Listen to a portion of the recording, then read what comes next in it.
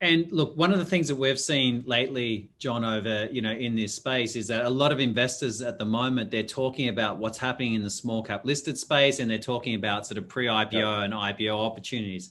So then what that tends to happen is that can impact companies that are raising capital at that seed stage or at that foundational stage. So for me, the timing of this relationship is really important because we're big believers in contributing to the ecosystem. Both of us are. I know you do a lot of talks. I know you contribute. I know you do a lot of networks.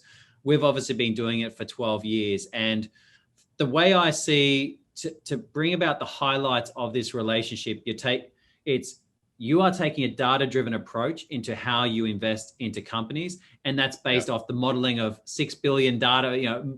A lot of data points over many years from all sorts of data sources as far as how do you create a predictable, robust return for investors. The second part is that wholesale investor has incredible access to companies. We'll see anywhere from 2,000 to 3,000 opportunities a year. You'll see 8,000 plus. So combined, we'll get access to sort of 10,000 plus opportunities per year. Yeah. The other part is that we obviously have an investor database of just over 30,000, mostly in Australia, a strong portion in Singapore, and then the UK. You also have a global network of investors to tap into. So effectively, the way we're looking at this relationship is, whilst everyone is going to focus on the pure money going into companies part, the way John and I have approached this is how do you create a model utilizing technology to assist companies to firstly have, like what you said, a good governance process, as a simple governance process that doesn't eat into too much of their time. And then the second part is create pathways for themselves going forward for raising capital, for strategic partnership, and also for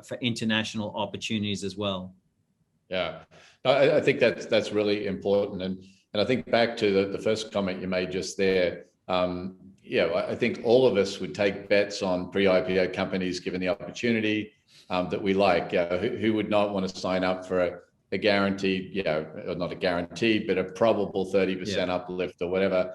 And I would say there's almost a correlation between this and the early days of Bitcoin. 10 years ago, if you got into Bitcoin then, you'd be sitting at somewhere between 200 and 500x right now on that strategy, maybe even more, because in the space of 2 years there, it went up astronomically back 10 years ago. So I think it's a bit like startups as well. You can probably make money from Bitcoin right now by going in, and you might make 10 grand when it goes from 57 to 67,000. Terrific. Yeah, that's a good opportunity, one that we'd all enjoy, but it's not 100x, it's not 500x, it's not 1,000x, it's not like a Coinbase exit, where you one of the very, very strong VC out of New York bought 8% of the business at an early stage and got 1,000x, and it's now worth 8 billion. That doesn't happen pre-IPO. That happens when you invest in startups. And so I'm very clear in my own mind that yes, there's a great opportunity now if I want to go out and buy some pre-IPO stuff, but that's not going to be the thing that really generates a massive amount of wealth for me. That's going to be a nice kicker on my bonus that I get this year, or some other piece of capital that I put into that. But I think a balanced portfolio, or a balanced approach to creating a portfolio, would have some later stage deals in there, some things that look like they're pre-IPO. If you can get allocation now, that's a real challenge. We're meeting with a couple of banks yesterday here in Singapore, just talking about how challenging it is to get access to those later stage deals these days. The earlier stage stuff, if you have the balls to get in there and invest in some of these early stage companies, the trick that we've found is you just need to invest in enough of them to have a diversified portfolio, because 1 in 100 of those is going to go on to become a $1 billion exit.